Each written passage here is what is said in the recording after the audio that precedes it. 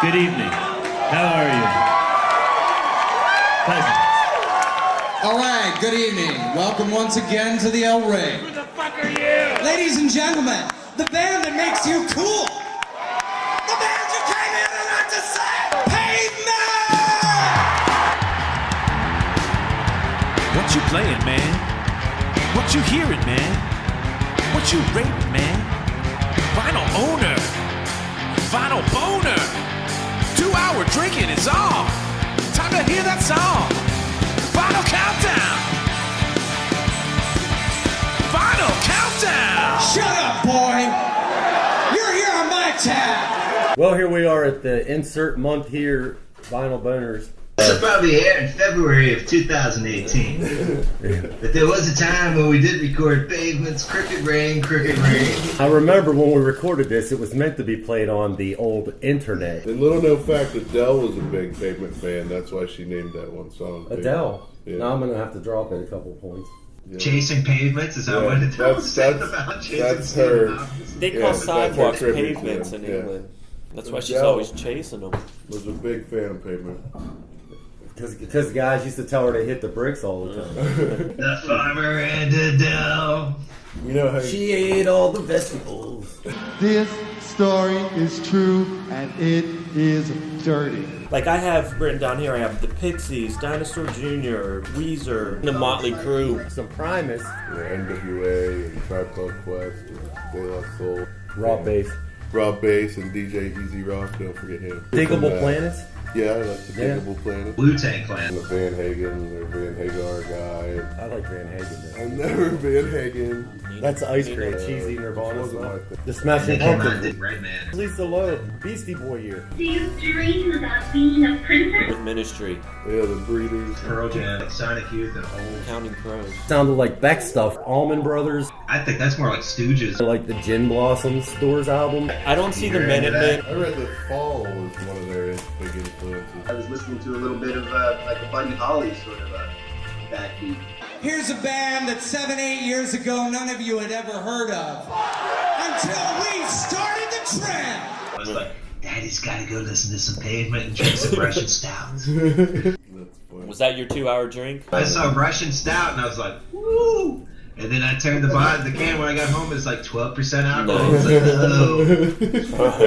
They don't mess around in Russia, man. We just gotta have some people here now been drinking a little bit of that old Southern Comfort. What's going on here? What's going to happen? Just confused, you know. It's cool. Dying is not. All right, Chris, give us your background as far as Crooked Rain goes. What gets your Pavement going? So I remember Crooked Rain going. Gee, dizzy.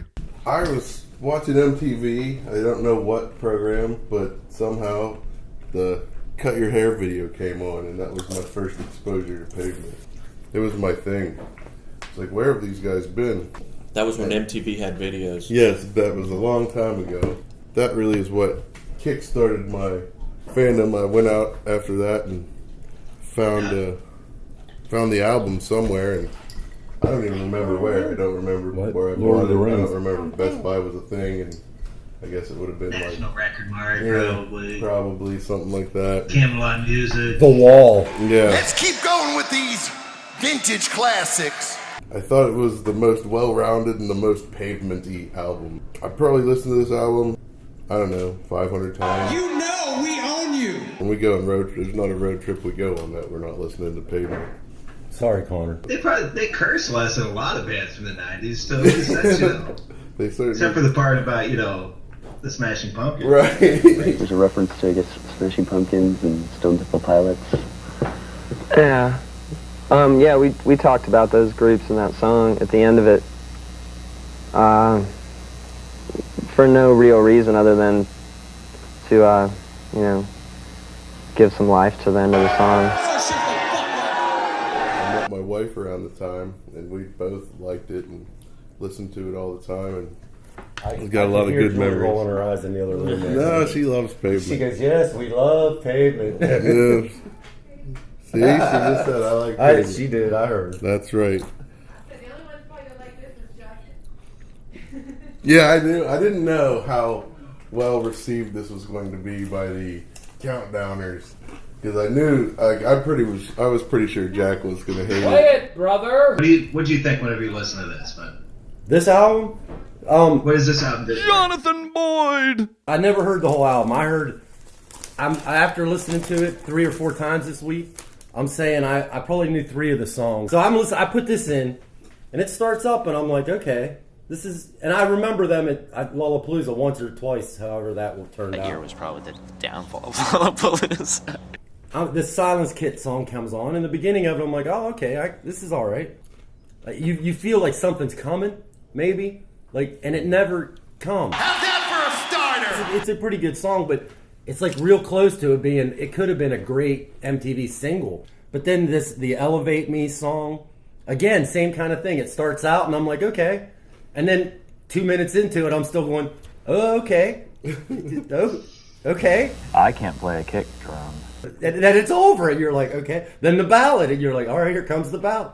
I got every song on here I rated. I ended up giving them like a 3.5 out of 5. Cut Your Hair, obviously, it's very Weezer-esque, but not like a straight copy, but just something about the music building, and it just reminded me of Weezer a lot there. They might be as cool as this one. I like Gold Sounds a lot. It started real strong, but at some point in the album, it's like each one of the songs, you're like, if they would have just tried a little bit harder. Like Pavement. Maybe they didn't want to, and that's cool too. That's their thing. But you get the thing, like they took Slacker to a whole new level. Now that, you'll see, that was, whew. The follow-up to this album, which I don't know the name of, one of the guys in the band said that he was always upset they didn't take another 6 months and finish it. That's what they wanted it to sound like, and I ain't got a problem with that. Yeah. But as I listened to it, every time that I started to get bored, something made me interested again. Call and response, baby. Call and response. It's an old blues trade. The one song, oddly enough, the song that I expected to be the whole album when I was going to listen to it, was Hit the Plane Down. Like, that song, it's so much different than the rest of this record. And that's what I kind of expected the record to be more like, was that song. And that song, I ended up hating it. First time in this thing where I found myself in the middle of the song going, I wish the song was over. But then Fillmore Jive I thought was pretty good. Call and response, baby. Call and response. It's an old blues trade. But that one's where they were like, we need one of those 7-minute guitar songs. But I thought overall the guitar playing on the album's really good. The lyrics are really good. I thought they put the songs together okay, but the bass player is a little sleepy, not much to it. Lunkheads. Kind of like throwing stuff at this band. Overall on the album, I'm gonna give it like a 6 VB. And it's just right there. It's right in the pocket. It doesn't try too hard. It doesn't miss. It just kind of walks the line. And I have written down here that Beavis and Butthead showed the video, and they called them a bunch of butt wipes. They called them butt wipes and said that band seemed like they needed to try harder. Reddy's Rock is about slackers. These guys are the ultimate slackers. Yeah, they did take it to a whole nother level. That's true. Which, oddly enough, Dave had to go out and buy because it's not available on his Amazon listening device. So we've already sold a record for all you Pavement fans out there. Right. Hit +1 and just put that in the Vinyl Boners column. It's huge, so it don't count. He got the deluxe edition too. He said that's the only one they had. He tried not to. Right, it has 50 songs on it. And as a matter of fact, that's why you're here tonight. Davey B! I don't know much about Pavement. I know at some point I bought Bright in the Corners, and because I thought I should have some Pavement in my collection. So the doctor recommended. You did the same thing I did then. I went to the store. Actually, I went to the store going to buy Mudhoney, and I got Pavement. I just remember listening to it and saying that this is just a Stoners record, you know. But they do mention Geddy Lee in a song, which is really cool. What about the voice of Geddy Lee?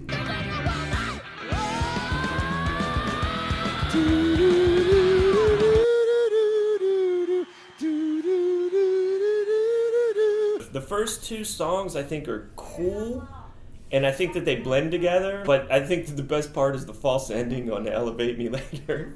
Like towards the end, it has a really cool false ending, and I was like, oh, well, that's the best part. But those songs seem to stand out. Yeah. You know, Because the lyrics. Yeah.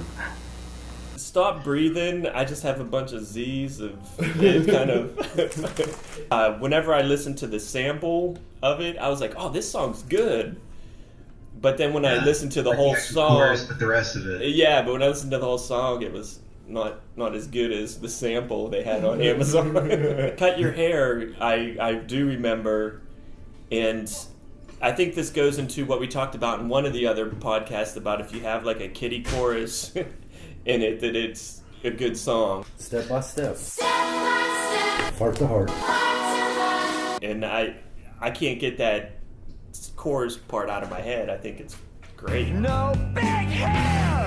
Unfair, I just read Beck. Like, I understand why Chris likes this album so much, because I'm a big Beck fan. Yeah, I know he's a huge Beck fan. Gold Sounds kind of has that soft, loud, soft kind of sound of the 90s, and I think they do it pretty good. Probably the best song after Cut Your Hair. Hit the Plane Down, I have like the really cool vibe I like that song. So the three songs I liked a lot, and the other ones not as much. These guys are personal friends of mine. Give it a 5. We're still going to 10. So I'd give it about a 5. And I got their autographs on all my Pavement records. 5 VBs. Yeah, I should give it more because... Is that room for improvement, or is it just a straight up 5 right? Well, it should be more because Cut Your Hair is so good. Probably because I like looking at naked women. But everything else kind of brings it down. But I mean, I do think that they're cool. The band that makes you cool! When Chris mentioned them, he kind of said, well, they're kind of on the same level as the Replacements. Probably a good comparison because I think that you were saying earlier, it just seems like they just don't care. Neither one of them tried hard enough. Yeah, we're going to put this out. I think the Replacements tried a little bit harder to have a hit. What do you think try and leave? Yeah. We get Westerberg and Malcolmus in a room and see. We'll have a try-off. Whoever tries to leave. These guys, man, no way. That's not us. Well, I don't like to think of music in career terms at all. I do like the idea that they started a fight with Billy Corgan, and it was just because Billy Corgan didn't actually read the lyrics. Like, the song seems like it's like an old man bitching about new music, and he picks them because they're popular, and Stone Temple Pilots because they're popular. And Billy Corgan took it like as a personal insult, and like I'm not playing with those guys, man. Right, but then it actually turned into it. They kept fighting through the press for years. And like, I guess Corrigan never figured out. For a guy who owns a wrestling company now, you'd think he'd figure out the joke and the. I guess he never did. You don't even have any fucking. You don't even have any cups anymore. Bill Hicks. You want me to go next, Bill, or Justin? You go. Then I'll turn that volume up for Bill. We're going to another rock and roll city. Oh, here goes Bill. We have been given something precious. I don't have a whole heck of a lot to say since this is the first time I've ever listened to it. All right, we got a little life here tonight. That one was a bit ridiculous. I like how it begins. I really like how they, it starts off letting you know that there's going to be, discordant stuff going on immediately. I felt like I was listening to a little bit of like a Buddy Holly sort of a backbeat. An actual Buddy Holly or a Weezer Buddy Holly? No, actual dead Buddy Holly. Actually dead Buddy. He's the best one. Not so good, Al. Yeah. But anyway, Elevate Me Later, I liked it. But it did feel, like Dave said, quite a lot like a blend right over from Silent Skin, which I thought was a good way to start the album overall. Stop Breathing, though, I started to go downhill for me at that point. Maybe the kind of success that what you consider success wouldn't be success to us. But luckily, right after that was Cut Your Hair, so that popped me right back up again, and I was like, oh, I remember this. That fluffed them right back up. And like I said, I thought the video, like that guy uncontrollably drinking whatever his hands on, just made me laugh and reminded me of college. That's a pretty nice haircut. And it reminded me of summer too, for whatever reason. Newark Wilder, I wasn't crazy about. It was okay. slid into Unfair, which I really didn't like that much, even though I am a Beck fan, but I'm more of a Weezer fan, as you guys know. Come on, you saw this coming! But then Gold Sounds. I remember Gold Sounds, and man, it's one of, I don't know Pavement's entire playlist, but I want to know more now after listening to this album. I'll be surprised if I find something, I'll be happy if I find something I like more than Gold Sounds, because I think it's a really great song. We all think it was a good thing to do. Yes. I think I want to listen to some more. It's an old blues trick. I like the interlude on 5/4 Unity. It's not that long. I like the piano in it. Right on. Range Life I liked a lot.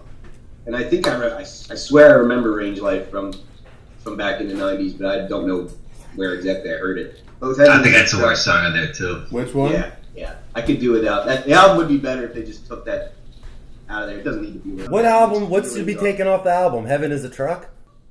Yeah, I would say I agree with Bill. I think that's the worst song on Right. Okay. I have Range Life as my highest rated song, by the way. No, what I'm talking about, what is that? Yeah, playing it down, I had kind of mixed emotions. And there were things I liked about it and things I really disliked about it. I know I'm not being very specific as to what that is. I want to go work out. One More Time, I thought it was a good way to end it. I really liked One More Time. It brought me up one more time when I was starting to go downhill after Heaven Is a Truck and playing down. That was shit. I have Fillmore Jive as my fourth favorite song. Yeah. That's it. I thought it was good overall. I thought it was a little bit of a roller coaster. I'd definitely listen to it again. I hope so. But it's got plenty of good music. I actually had to look up the lyrics on some of the songs because they seemed really interesting to me, and they got even more interesting when I looked up the lyrics. I think you misinterpreted me again. And overall, I gave the album a 7.5, 7.5. Woo! We have a high water point. First time, that's a vinyl boner right there. Our drink is on. First time caller, first time BB. What do you guys have? I picked up a couple of Malcolm's solo albums. Do you have any of his solo stuff, Chris? I do, but I can't. I don't get into it like Pavement. I've seen a couple of his solo albums. Yeah, like with the jicks and stuff like that. It hasn't struck me like Pavement, but it's listenable. Yeah, the lyrics are like so obtuse, and that's what kind of reminds me of the Minutemen. They're just like ideas. You know what I mean? What the fuck is that? It's the new Belle and Sebastian. Like, he just throws stuff out, and you really have to think about it. That's the record we've been listening to and enjoying, Barry. What he's talking about. Well, that's unfortunate because it sucks ass. Most of the time, it makes no sense. Put on some old sad bastard music, see if I care. Play it, brother! J-H-O! I mean, like the beginning of Silent Kid is just like all these instruments trying to find each other. Yes. And for God's sake, I love this guy, Bob Nastanovich. I can't play a kick. Like, all he does is hit a cowbell in songs. He's like the dancer from the Mighty Mighty Boston. He's like auxiliary percussion. He does nothing on stage, but hits a cowbell, and then he'll be like... He's the guy who dances for the knock on wood band. Glides off into the sunset with your cash, your hard-earned money. If you get a chance to watch some of the videos of them performing, and you saw them, right? I mean, is he the one that they threw out of the band because he just ran around all the time on stage and didn't do anything? That was Gary Young, the first drummer. The first drummer. He was like way older than them. He was handing out cabbage and mashed potatoes. Yes, passing out food at the gate. Plates of food. Sounds like my grandmother. Yes, he was a little... Who wants some cabbage and potatoes? It sounded like he was coming unglued by the end of that. Okay, buddy. But I was excited when you picked this out. I like to hear some Pavement once in a while. Hey, Jack wasn't as receptive. Play it, brother! Elevate Me Later, like Dave said. I love the false ending to that. Stop Breathing. It seems personal for Pavement, but these guys aren't personal, I think that's part of the irony behind a song like Stop Breathing. I'm just a boy with a new haircut, and then Malcolm's like, then that's a pretty nice head. That's right. I mean, there's just so much little humor when you listen to this album. Unfair is great. Yeah. Didn't some wood fall on Bill Piles at Lowe's, Justin? Didn't he have something? He's like, the damnedest thing happened. He's like, I was at Lowe's and this wood, it fell on me, man. It was Fall on Me playing? No, you have to ask Bill Piles to see it. That Newark Wilder is not as great. I was just trying to cheer us up, so go ahead. but I love the second side, how it starts out. Because, like Bill was saying, Gold Sounds is just so pretty. I mean, it just has this sound that's like timeless. Like, it's not before any other time. It's really timeless. When you start that off, and then your next song is like a jazz tribute to like Dave Brubeck, you know, and then your next song after that is like alt country before, you know, Sunvoter Wilco even got into it. But I mean, that 1, 2, 3 punch is the best thing on the album. That's where I rate Hank between Jr. Gold Sounds through Range Life. Hank Sr. Do you even know your daughter? There's no way she likes that song. Range Life was on MTV on 120 Minutes a few times, and that song had no business being with the stuff that was out in 95 or 94, you know? And sign up for our mailing list, because we could turn you on to some really good music. I got Heaven is a Truck is my least favorite song. Shoot the Plane Down. I've got the Stuck in Your Head Stoner riff. Fillmore Jive is just pretty much sums All up the the tools album. do, man. It was kind of funny when Malcolmus is just like repeating I need to sleep, you know, the whole time. But no, we're not done yet. Well, it's sentimental, tacky crap. Yeah, I enjoyed sitting down and listening to the whole album. Going back and listening to this, ironically, I give this the same as I did Please Admit It, man. I give it a light 8. VBs for me. Light 8. I didn't know it was pick on the middle-aged square guy day. My apologies. I think it's one of the most influential albums because, man, there's been a lot of bands that have done the same. They've done the same blueprint as Crooked Rain. It's a very influential album. Is it in fact unfair to criticize a formerly great artist for his latter-day sins? Is it better to burn out than to fade away? You're your fucking throat, man. What do you got there, Chris? Well, You know what? Pavement will be on in a minute or two. But first, I want to tell you about some upcoming sponsored care. you know, this is going to be high for me, obviously. This is my jam. That's right, because I drive. You know, the album starts super strong. Silence Kid, the opening cymbal and drums, just everything sort of falling in place. It's like, you know, you're making a recipe and you dump in a dash of cymbals and, you know, some bass line, and everything clicks once you start stirring it up. And it's the perfect opening track for the album. You got Elevate Me Later. I like the line because there's 40 different shades of black, so many fortresses and ways to attack.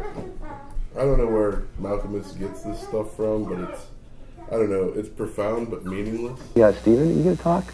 Yes. Okay. Just want to make sure of that. Do you feel any pressure? No. It's pressure can be good sometimes. I mean, people pay tons of money for expensive massages. You know, he's one of a kind. You know it's a Pavement song just by listening to him. Yeah, he's nuts. I'd like to hang out with that guy. Hey, Steven, this looks like the most painful experience for you. Is it? It's not bad. It's not bad. It's just sitting next to me. You're grimacing going. How many people know what I'm talking about when I go, Stop Breathing, that's one of my lowest rated songs. I like the line, nothing gets me off so completely. I think that's funny. Cut Your Hair, that's the song that turned me on to this band, and you know, the refrain hooked me in. That Do Pavement fans hate this song? I didn't know it was pick on the middle-aged square guy day. My apologies. I think I mentioned something like Weezer had Rick Ocasek for their first album. Yeah. Weezer had nothing but or Pavement had nothing but themselves. You they know? just, It's like, we're just sort of, we're doing this and having they fun. didn't have a big producer to begin with. Yeah. You know? Do Pavement fans like this song? I'll be on my way. Bye-bye. Cut Your Hair? Is it like it's their I don't know. it's their creep? Chris would know. Yeah, is this their creep? Yeah. It's not their creep, but it's nice, Gary. Really, really nice. It was just top class. Rob? If they have a creep, it's that. Yeah, what John just said. If they have a creep, it's that. Newark Wilder, I give that 8.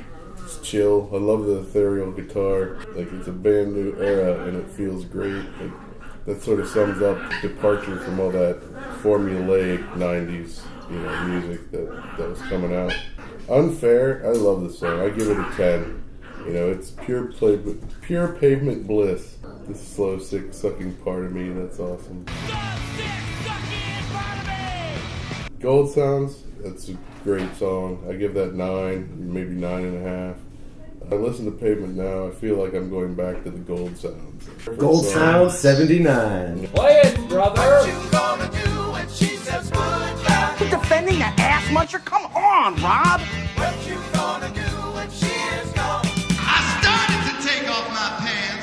when all of a sudden, I'm chewing on glass. Let the day begin. I turned around and I saw this woman with a towel on with the biggest fucking tits I've seen in Philadelphia, and I'm not joking. 5 - 4 equals usually, I give that 8.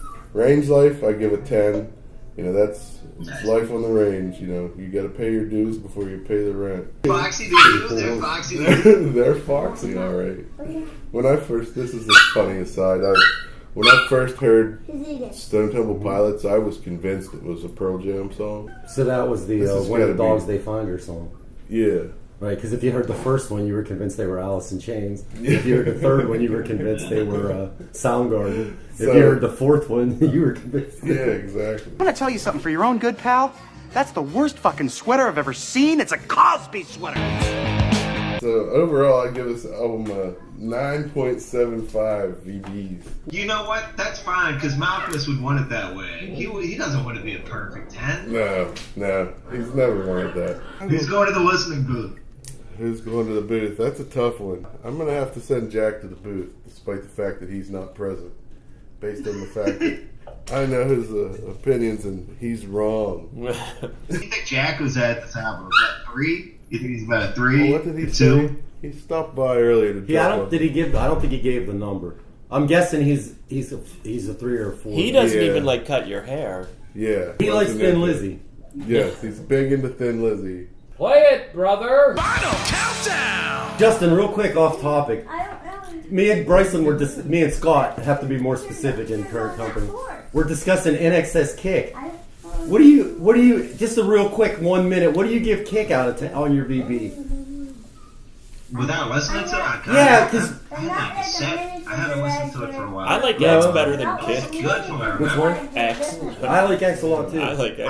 I'd start off at an 8 and then see where I was at from there. Yeah, that's. And I haven't listened to NXS for a long time. He got me thinking about it, and I even started out thinking it was like an 8, but then I started thinking like The Loved One is like one of the songs that you don't like. Yonder she's walking, boom boom. You know, I'm like, wait, every song. I ended up giving it like a 12 when I got done thinking about it. I'd have to go back and listen to the whole thing. Scott had a bad experience. The singles I've heard so much though. I think that would be the only drawback. Yeah. Scott had a bad experience with Devil Inside at a Canadian strip club once, and it's tainted his view of Kick ever since. He had a good experience with What It Takes by Aerosmith, right? No, it was the same bad experience. The same bad experience. Like the plus minus. Those were the back-to-back songs, and it was the worst. It was the worst 10 minutes of both our lives. I guarantee. Devil Inside and What It Takes. Yeah, that's true. I thought I had it made. All of a sudden, she looks up at me. She says, "Paul." Well, actually, she was like this. She said, "Paul, wouldn't this mean a whole lot more if we got to know each other?" It's a Cosby sweater.